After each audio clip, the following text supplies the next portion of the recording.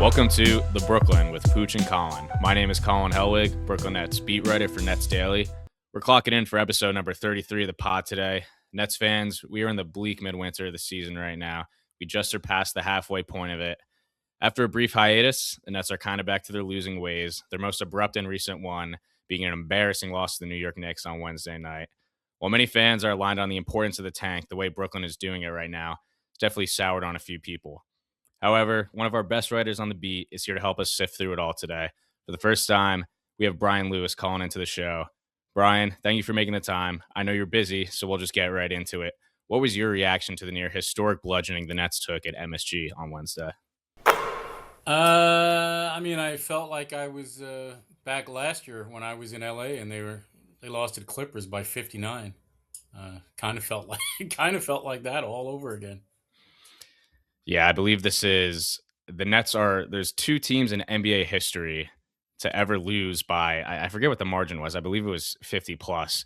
To lose by 50 plus 3 years in a row. It's the Nets in the last 3 years and the Portland Trailblazers, I believe, from 2021 to 2024. So they are in unique company to say the least. I did not know that. Yeah, Oh, you taught me that's something. that's a Lucas stat. I can't take Nets Daily will take credit for it, but I cannot take full credit for it. That does sound like a Lucas stat. Yeah. Well, wasn't the best game. Wasn't very fun to watch for Nets fans, even though, I'm sure everyone goes in with the mindset, everyone knows where this team is at. But Michael Porter Jr. has really had a solid season, kind of outside of that game, outside of the last couple games. It's been widely reported that contending teams are looking at him as a trade target as we inch towards the deadline. However, we also found out that he tweaked his MCL a little bit, I believe. Brian, just in your reporting or, just kind of general thought process, do you think the MCL could be something that hinders, teams talking to the Nets? We've heard that the Nets have kind of said, you got to give us the right offer. Do you think that the MCL might be something that stops teams from giving him that? Okay, there's a lot to unpack there. Um, First, yes, I'm led to believe that the Nets have a price, and as is Sean's want, Sean Marks, the GM, he's probably going to hold firm on whatever his price is. Um, that's his nature. All right. He is patient to a fault, some might say. So he's going to get a deal that he feels is appropriate. If that's on February 5th, that's fine. If that's in the summer, when he does most of his work, frankly, around the trade deadline, fine. Now, as far as the MCL, if the question is, do I think MPJ revealing or saying that he had tweaked his MCL is going to affect anything? The answer is no. And I'm going to caveat that by explaining the second part is you're going to have to go through a physical one way or the other anyway. All right. So if it was a serious injury, if it was a torn ACL, not that I'm trying to speak that into existence, so I'll knock on wood. My apologies. I All startled the good. dog. It's all right. Worth it. Uh, if this was a torn ACL, of course, that would be one thing. But this is a very minor thing. Now, any player is going to have to go through, well, any player, unless it's Ben Simmons coming to the Nets, is going to have to go through a physical one way or the other. So if that was a concern, it would be revealed anyway in the physical. So I don't think this is, one, I don't think it's that serious. Two, I don't think it would impact a deal. If they got a trade for Michael Porter Jr., fine, they would do it. And the other team would be taking a look at his medicals anyway and running him through a physical. So I don't think it's something that would impact in any tangible or material way the odds of him being traded by the deadline. Yeah, it outside of the MCL stuff, because Cam was perfectly healthy last year, or he might have had a little bit of hamstring issues in the beginning here there, He but has some soft it, tissue. yeah, or I'm referring to because I was gonna say it almost feels like we're in deja vu with Cam Johnson. I feel like it was right around this time last year. The Nets were he was playing great, best ball of his career. Nets probably not winning a lot of games, but winning more than people probably thought they would, and everyone was like, they should trade this guy. Are they going to trade this guy? And the kind of sense people were getting was, yeah, they'll take the calls, but they're not shopping him. They're not trying to send him out. It's got to be a good deal. I've kind of just based on that experience and seeing how the Nets operate around the deadline. With that, I'm led to believe that if I were going to bet he gets shipped out in the summer, if he does, versus the trade deadline, would you agree with that, or do you get a different sense? 100% I agree with it. Uh, and this has been the sense that I've gotten for quite some time. Uh, I talked with one assistant GM and another Eastern Conference executive, both in within the last couple of weeks, and both of them said they got the sense that MPJ would be here and eventually be shut down, or at least very liberally rested. Whether that's like Utah with Laurie Markkinen or what have you. Um, the second reason I would believe that is just based on history. If you watch Sean Marks' history, he doesn't make significant moves at the deadline unless he is forced to do so. Now, obviously, if his star marches into his office and says, I demand a trade, that's one thing. But for the most part, he prefers to do his heavy lifting around the draft. I think every year but one, he's been here a decade, every year but one, he's made a move within 48 hours of the draft. That's when he would prefer to do his heavy lifting. And when you consider that there will be more teams with draft picks that are tradable in the summer than there are now, he probably justifiably would feel that you can open up more of a market in June than you can now. Yeah, history has definitely shown that he fires up the trade machine in the summer more so often than the winter.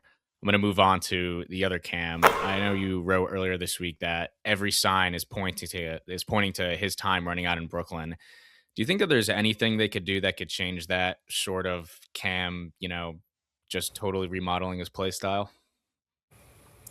I mean, I'm not. You're asking, is there anything that would change either side's mind on this and lead to a whatever, a long-term extension here in Brooklyn? I, Yeah, I mean, sure, anything's possible, but I'm only saying possible because I have to leave plausible deniability later. I don't think it's likely.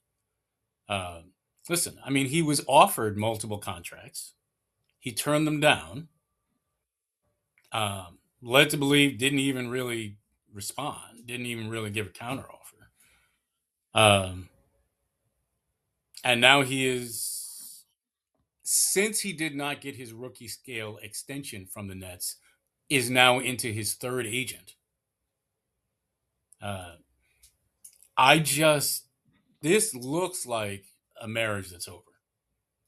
I don't see a world where all of a sudden somebody changes their mind uh, and has an epiphany and completely does a 180 and rethinks their position on this. I mean, it could happen, but it doesn't seem likely. yeah. He's kind of, at least Sean has not gone out and, roasted him with to make a demand. There has to be demand, but he certainly feels like Brooklyn's Kuminga right now, in the sense that, there doesn't seem to be any sort of a resolution there. I mean, listen, I Sean really hasn't said much. Sean True. has kept his own counsel and he's kept his head down. And he hasn't said anything, and it would be out of character for him to do so. I'm saying one, when you look at some of the last comments that Sean had, you have to go all the way back to June, really, when he's sitting there on draft night and he's talking about quick processing and ball movement and half second basketball and multi positional defense and length. I mean, he's going through one thing after the other. And when you sit there and you look at the list and you listen to what he's saying, you're like, damn. I mean, not one of these things is something that I would connect with Cam Thomas. That doesn't mean that they don't respect his ability to score. That doesn't mean they don't think he's a walking bucket. That doesn't mean they don't think he's a gifted offensive player. Um, and I will tell you that Cam has fans at the highest level of this organization. They want him to succeed. This is not some situation where there's a personal beef or vendetta. I've gotten fans asking me that. They like him. It's just the way the league is going and trending is the same way the Nets are going and trending in what they are valuing and in archetypes that are now having less value. Um, Meanwhile, from Cam's perspective, which I completely understand, he looks and says, well, I think I am a superior player to X player, Y player, Z player, and these guys all were earning between 25 and $32 million. So why would I sell myself short and sign for less? I understand that too. I understand that mindset. The difference is those contracts were signed at a different time, and the league has gone in a different direction. And also, Cam's defense is poor, and he bet on himself. And unfortunately, that bet appears, to have come up craps because he has not stayed healthy. Um, it was a huge gamble, and the fourth hamstring injury since the start of last season did not make that any easier for him.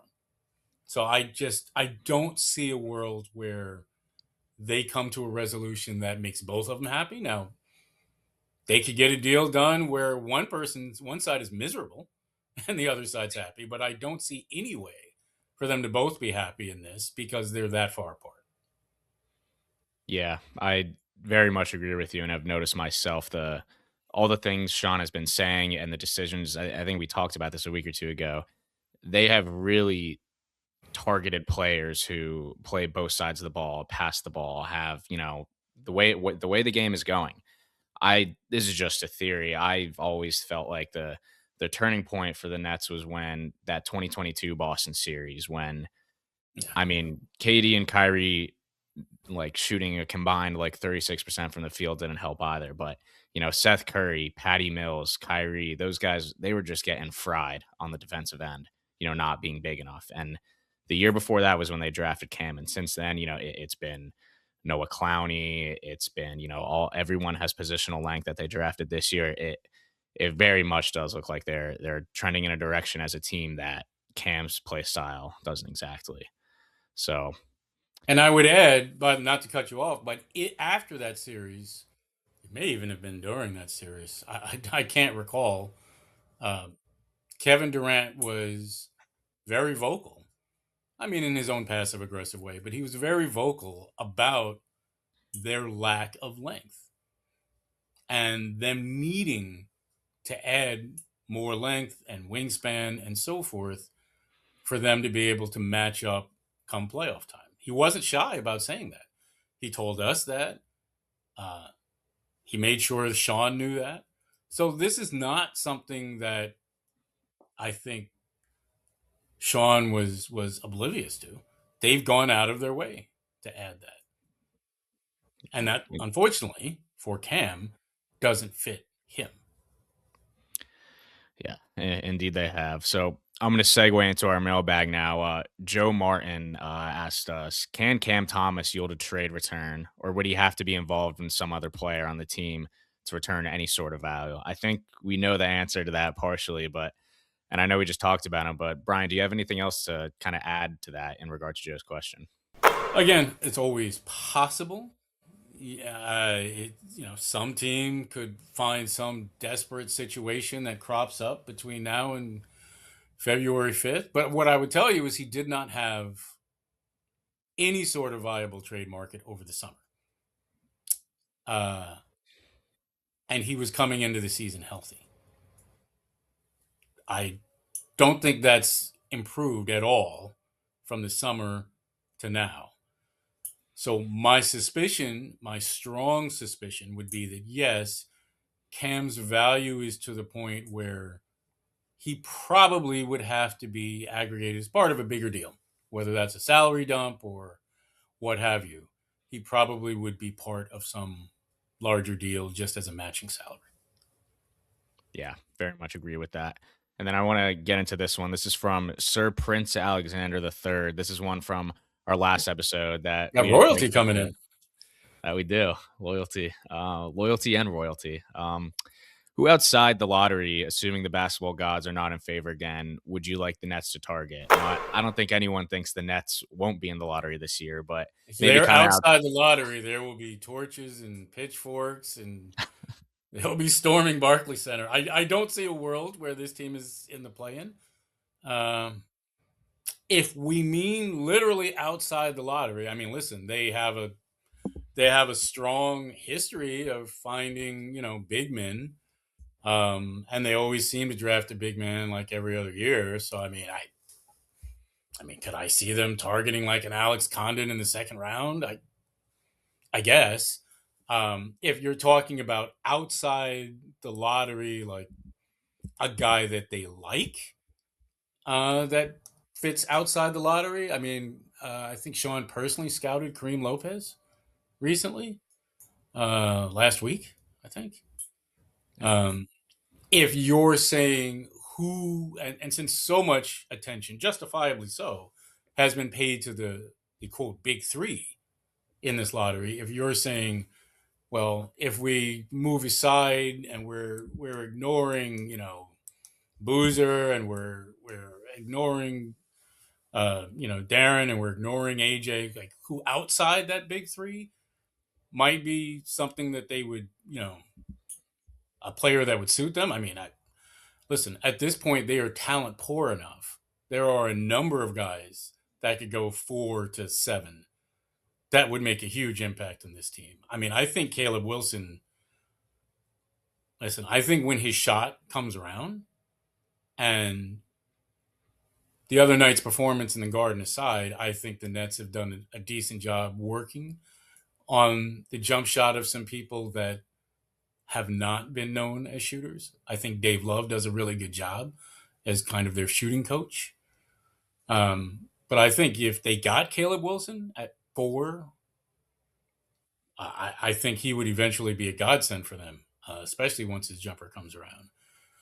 I think uh, I think Yegor is probably, well, he doesn't have to play off the ball, but I very easily could see him playing as like a two guard or on the wing, a passing wing.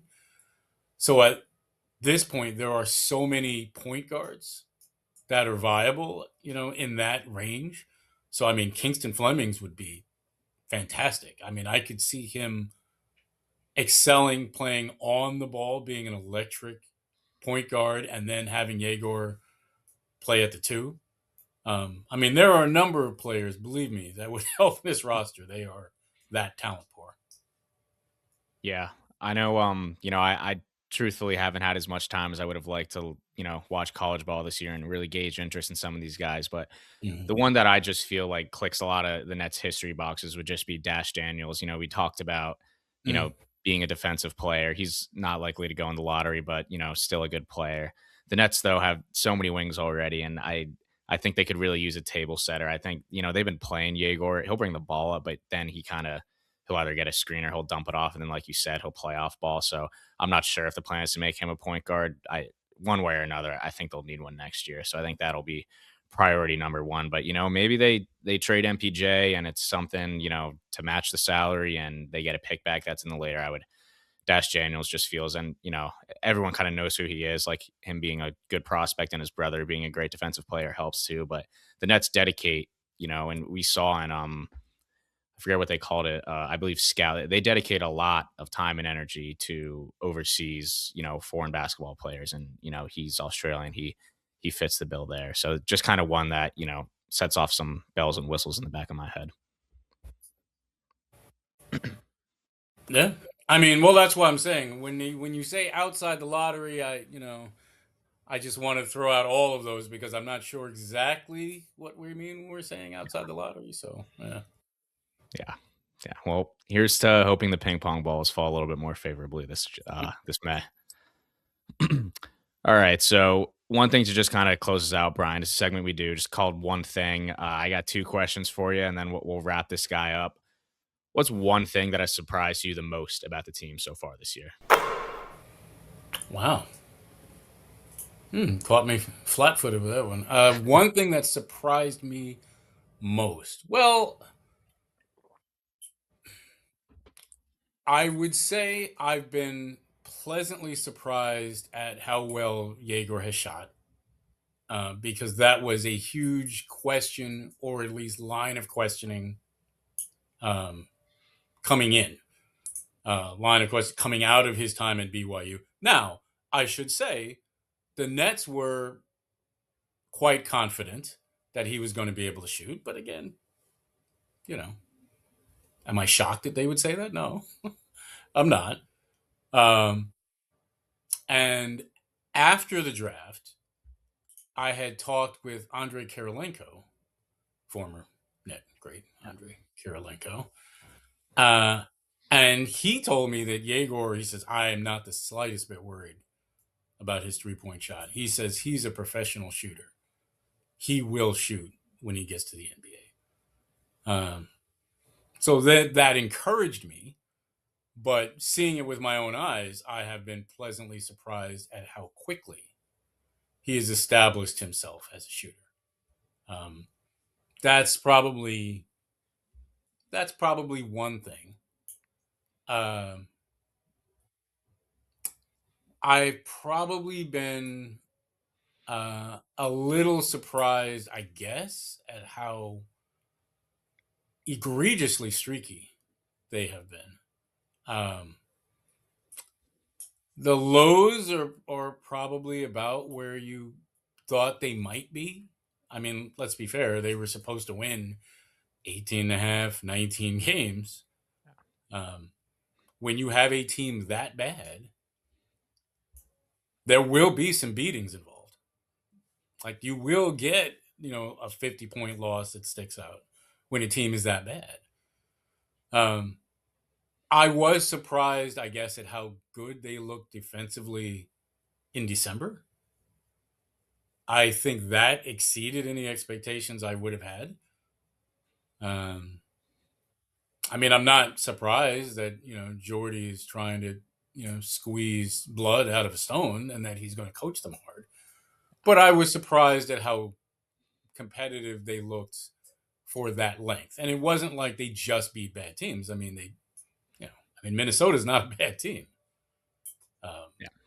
Boston's not a bad team. So I guess I was surprised just at the level of streakiness that I saw. The bad stretches, no, I'm not shocked at those, but the highs were probably a little higher than I anticipated.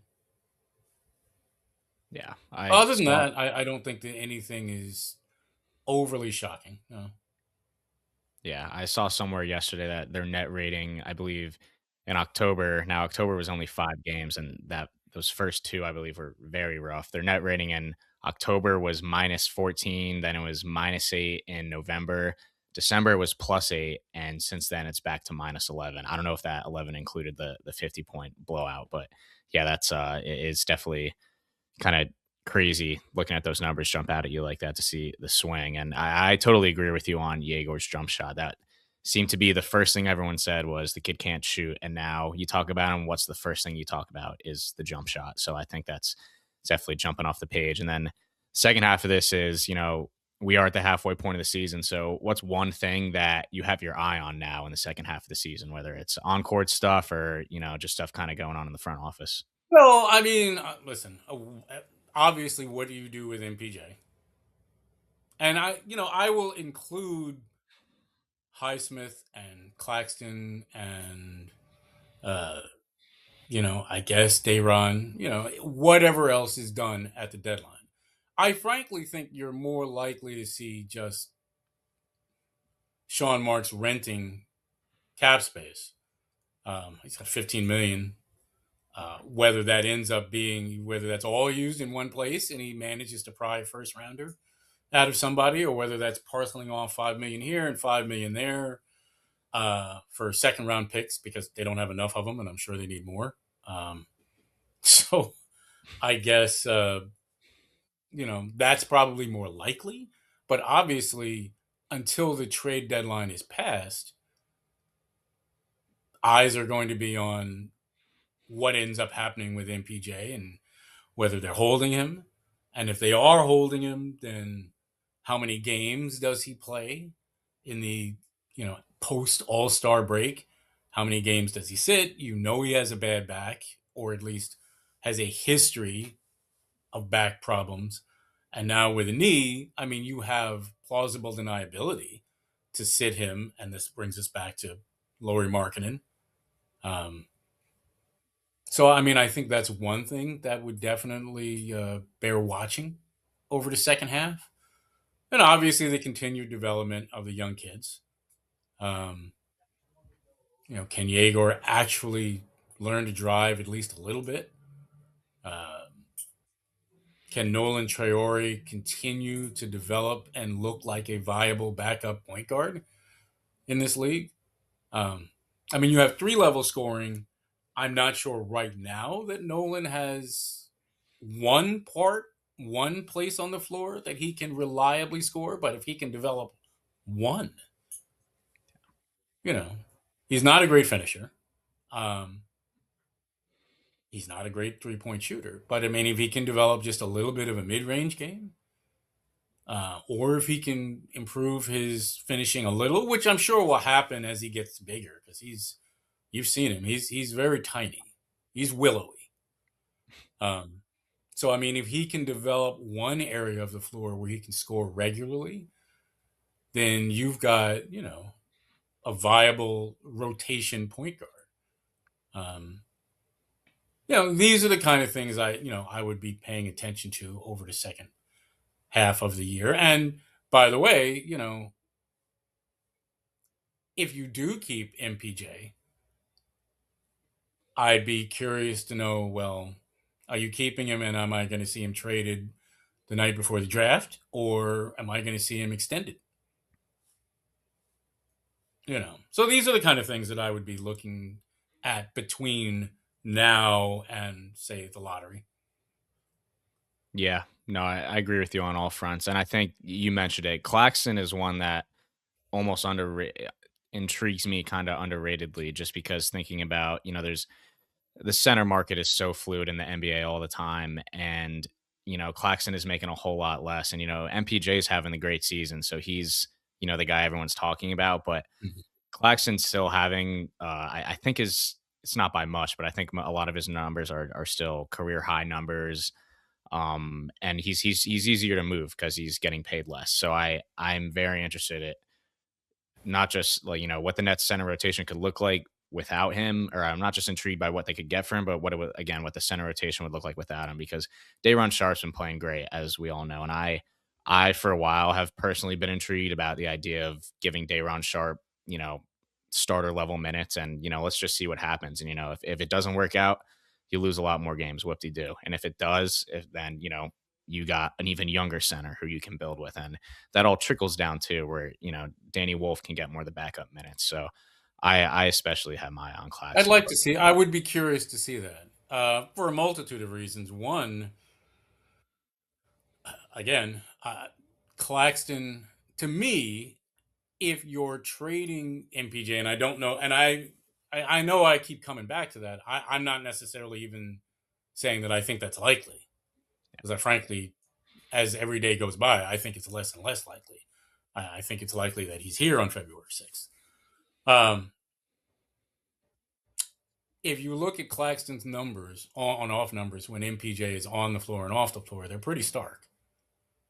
So if you were trading MPJ, I think you'd be advised to move Claxton as well. Now, I'm not suggesting that I think they are trading, but I'd also add that, Claxton becomes easier to move in June.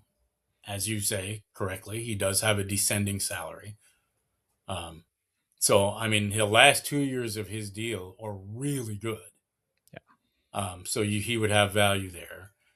And thirdly, Day'Ron, and we talked about archetypes, right? And the way the league is going. And Cam's archetype perhaps being less desirable than it was maybe 5 years ago.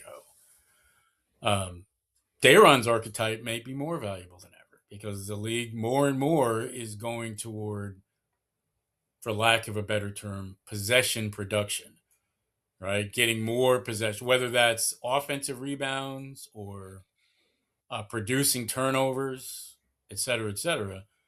You will not find a better offensive rebounder than Dayron.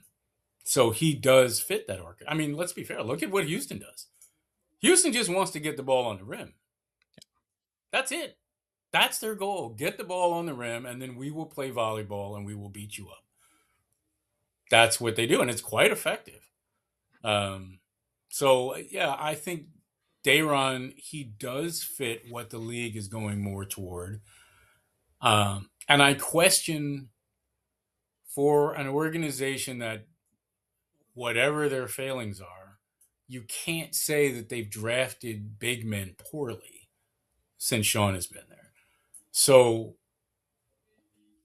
I question if it's the best use of resources to be paying Claxton next year. And if you're going to, I have to assume that they would be interested in extending Dayron. Like, I don't see any reason why you would want to let this guy get to unrestricted free agency.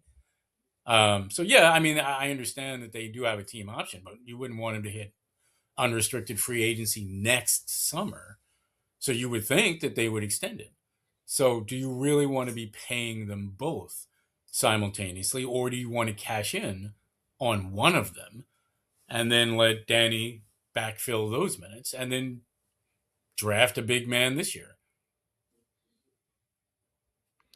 Yep. Yeah. No, I definitely agree, and we'll definitely have a lot to, maybe not a whole lot of great basketball to watch, but a lot to watch in terms of, move how this team tries to move around the margins and, really improve, prioritize that future as they have done for a couple years now.